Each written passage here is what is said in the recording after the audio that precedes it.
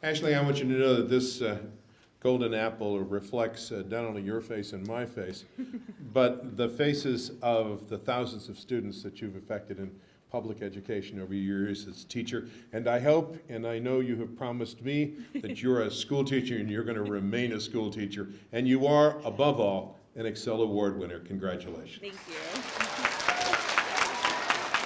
I myself work to become a better teacher each day.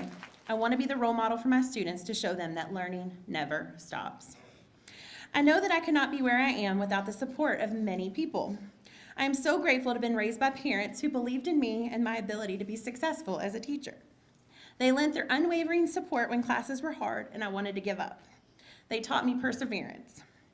I'm grateful to have a supportive husband who also works in an elementary school and understands when I spend many hours grading papers and looking up new activities for my classes. I'm grateful to have an administration here at Audubon that cares about kids. Without the support of my principal and assistant principal, I wouldn't have the resources and backing needed to run a successful classroom. I'm grateful for a staff of amazing educators that I call my colleagues and my friends.